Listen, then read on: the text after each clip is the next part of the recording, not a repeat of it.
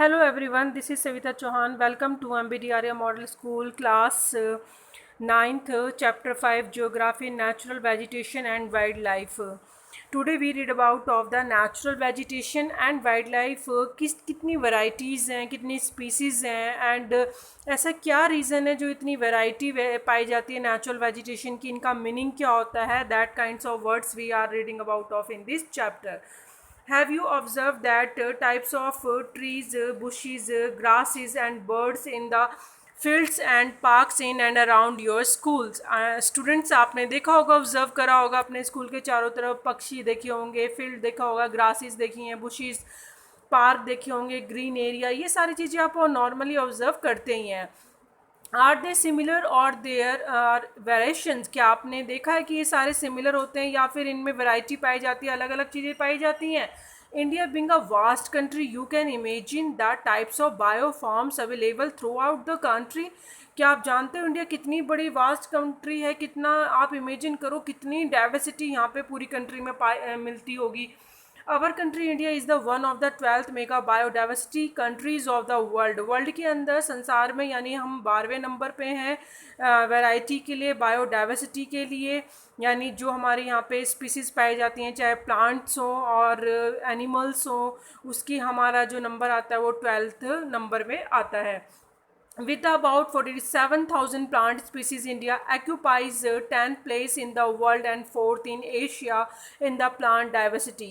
That means जो कि 47,000 यहाँ पे species बोली हैं सिर्फ प्लांट की, जो कि 10th place में हमारे वर्ल्ड में रैंक आता है, इसीलिए कि हमारे पास इतनी स्पीसीज है, इतने तरह के प्लांट पाए जाते हैं अलग अलग तरह के. And 4th in Asia in the plant diversity, और एशिया में हम 4th नंबर पे हैं. There are about 15,000 flowering plant in India, और फ्लावरिंग प्लांट हमारे अंदर कितने हैं, which account for 6% in the world's total number of flowering plants. अगर वर्ल्ड के अंदर हम कैलकुलेट करें तो 6% हमारा टोटली देखेंगे कि सबसे ज़्यादा जो 6% फ्लावरिंग प्लांट है वो इन कंट्री में हमारे में पाए जाते हैं, इंडिया में.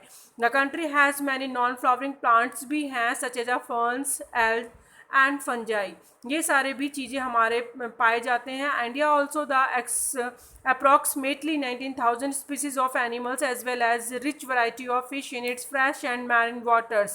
That means अगर आप देखेंगे 19,000 से एनिमल स्पीसीज़ पाई जाती हैं. एनिमल्स की सिर्फ अगर आप देखेंगे, जैसे कि भी अपने प्लांट्स का पढ़ा, ये एनिमल की हैं, कितना ज़्यादा वैरायटी पाई जाती हैं. और अगर देखेंगे फ़िश का, तो फ्रेश वाटर में भी और समुद्री यानी मैरिन वाटर में भी, दोनों में फ़िश वैरायटी पाई जाती हैं. And natural vegetation refers to a plant community. Natural vegetation का मतलब क्या होता है, पहले तो आप ये समझिए. Natural vegetation means plant community, that means जिसमें सभी तरह के प्लांट आते हैं, which has grown naturally without human aid and has been left undisturbed by human for a long time. That means एक इन्होंने बोला है जो नेचुरली ग्रो होते हैं विदाउट ह्यूमन, ठीक है, जो ह्यूमन की हेल्प से ग्रो नहीं करते हैं, कुछ ऐसे आपने देखा होगा अनडिस्टर्ब, यानी जो ह्यूमन उसको टच नहीं करता है लंबे टाइम तक, उसको हम क्या बोलते हैं, उसे हम वर्जिन वेजिटेशन कहते हैं. वर्जिन वेजिटेशन मीन्स होता है, इसे नेचुरल वेजिटेशन ही कहा जाता है. 10 कल्टिवेटेड क्रॉप्स एंड फ्रूट्स और charts from a part of vegetation but not natural vegetation. That means cultivate crops जो है, फ्रूट्स हैं, जो हम बगीचे हैं, और चार्ट्स हैं, ये सारे वेजिटेशन जो लगाता है ह्यूमन लगाते हैं, तो ये सब वेजिटेशन में तो आते हैं. लेकिन हम नेचुरल वेजिटेशन किसको कहेंगे, जिसमें ह्यूमन का टच ना हो. वर्जिन मतलब ही होता है कि अनटच, जिसको छुआ ना गया हो.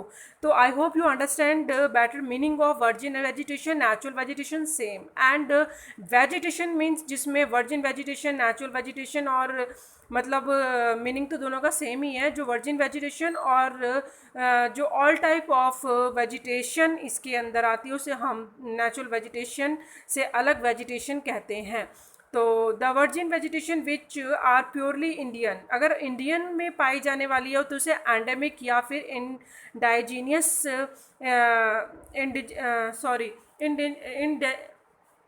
इंडिजीनियस स्पीसीज कहा जाता है, but those which have come from outside India, और जो इंडिया के बाहर से आई है उसे एग्जॉटिक प्लांट्स कहा जाता है। एग्जाम्पल में आप अगर आप देखेंगे इंडियन में तो आप इसका एग्जाम्पल एल्पाइन फ्लावर्स ले सकते हैं। एग्जॉटिक में इसको आप एग्जाम्पल में ले सकते हैं स्टूडेंट, एग्जाम्पल में एग्जॉटिक प्लांट्स का एग्जाम्पल ले सकते हैं, यानी जो बाहर से आती हैं तो एग्जाम्पल भी लर्न कर सकते हैं और आप क्लियर मीनिंग समझ सकते हैं। Endemic and exotic plants means I hope you understand virgin vegetation, vegetation and natural vegetation, endemic और indigenous species and exotic plants.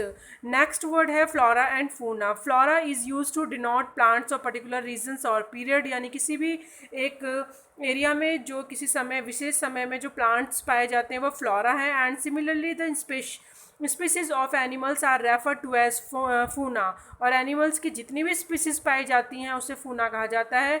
और this huge diversity in flora and fauna kingdom is due to the following factors.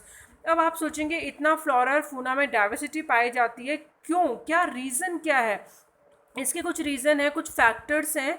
और अगर हम सबसे पहले इसका factor देखें तो स्टूडेंट हम रिलीफ में देखेंगे तो land effects the natural vegetation directly and indirectly. कोई भी लैंड क्यों ना हो वो किसी भी वेजिटेशन पे इफेक्ट डालेगा ही डालेगा।